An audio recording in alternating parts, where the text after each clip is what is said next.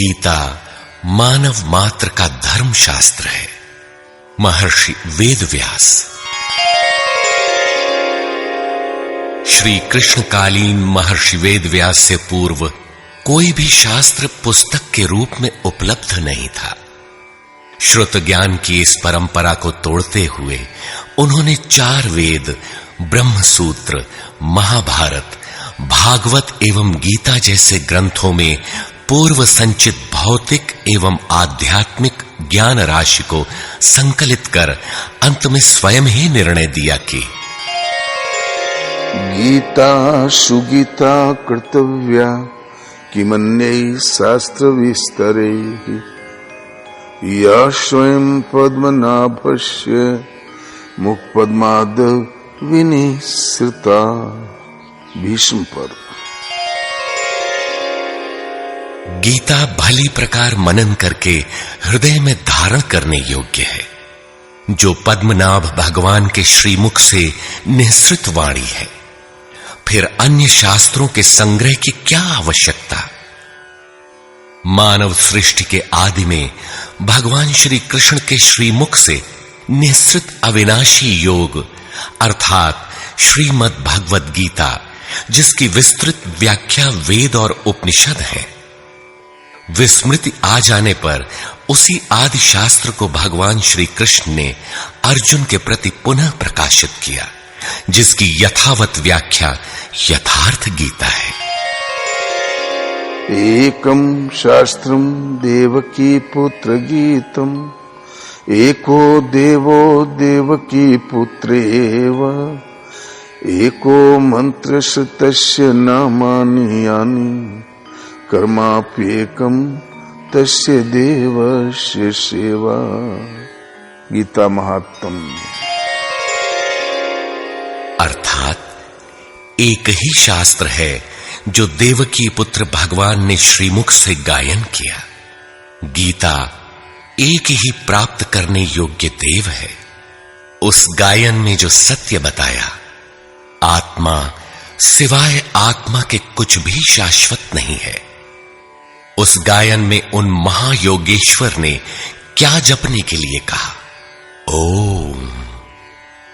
अर्जुन, ओम अक्षय परमात्मा का नाम है, उसका जप कर और ध्यान मेरा धर। एक ही कर्म है। गीता में वर्णित परम देव एक परमात्मा की सेवा। उन्हें श्रद्धा से अपने हृदय में धारण करें।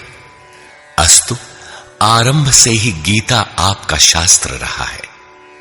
भगवान श्री कृष्ण के हजारों वर्ष पश्चात परवर्ती जिन महापुरुषों ने एक ईश्वर को सत्य बताया, गीता के ही पथ पर चलने वाले पथिक हैं, गीता के ही संदेशवाहक हैं। ईश्वर से ही लौकिक एवं पारलौकिक सुखों की कामना, ईश्वर से डरना, अन्य किसी को ईश्वर न मानना, यहां तक तो सभी महापुरुषों ने बताया। किंतु ईश्वरीय साधना, ईश्वर तक की दूरी तय करना, ये केवल गीता में ही सांगोपांग क्रमबद्ध सुरक्षित है। गीता से सुख शांति तो मिलती ही है, ये अक्षय अनामय पद भी देती है।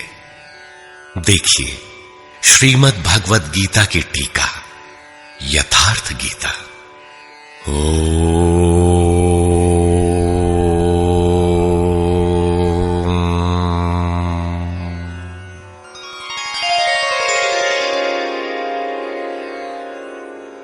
धर्म सिद्धांत 1।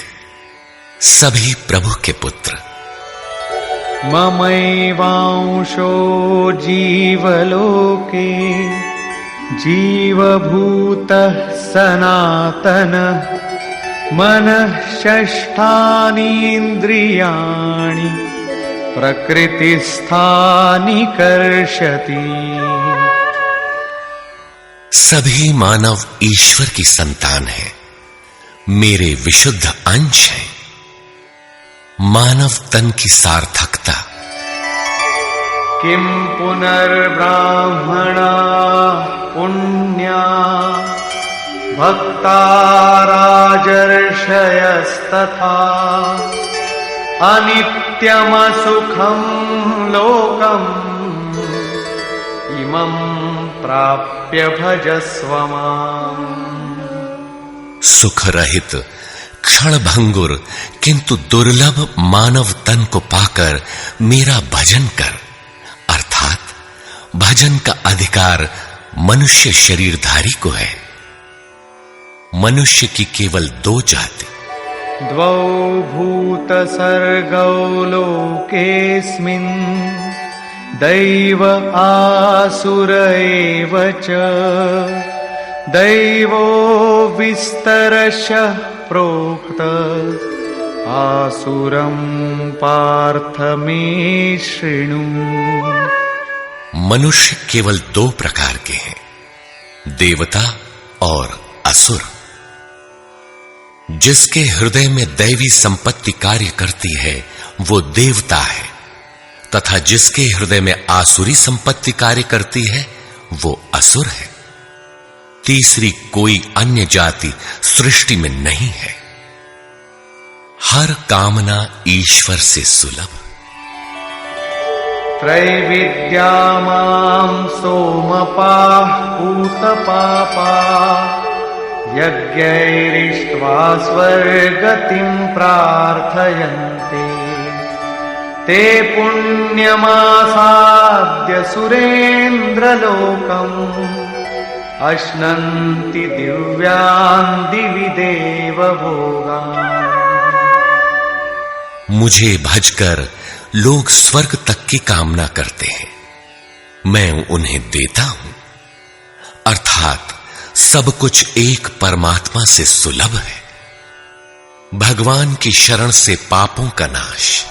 अपि चेदसि पापेभ्यः सर्वेभ्यः पापकृत्तमः सर्वं ज्ञानप्लवेनैव वृजिनं सन्तरिष्यसि।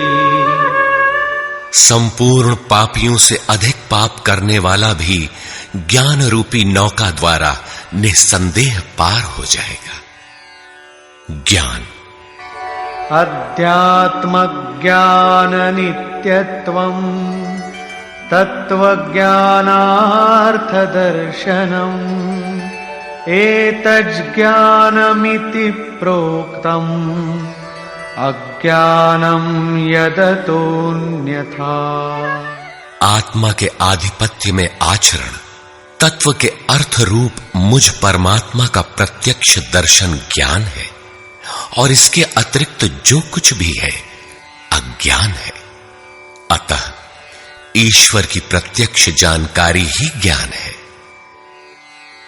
भजन का अधिकार सबको। अपि चेत् सुदुराचारो भजते मामनन्यभाक्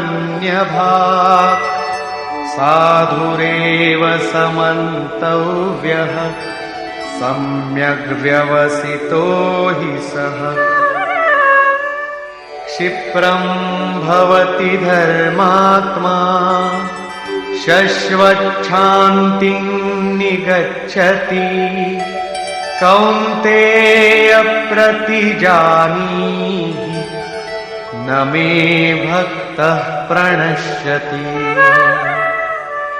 अत्यंत दुराचारी भी मेरा भजन करके शीघ्र ही धर्मात्मा हो जाता है एवं सदा रहने वाली शाश्वत शांति को प्राप्त कर लेता है। अतः धर्मात्मा वो है जो एक परमात्मा के प्रति समर्पित है, और भजन करने का अधिकार दुराचारी तक को है। भगवत पथ में बीज का नाश नहीं।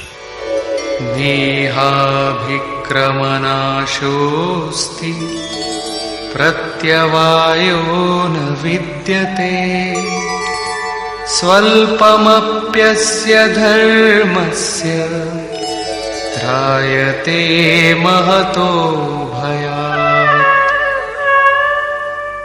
धर्म अर्थात आत्मदर्शन की क्रिया का स्वल्प आचरण भी जन्म मरण के महान भय से उद्धार करने वाला होता है। धर्म अपरिवर्तनशील है।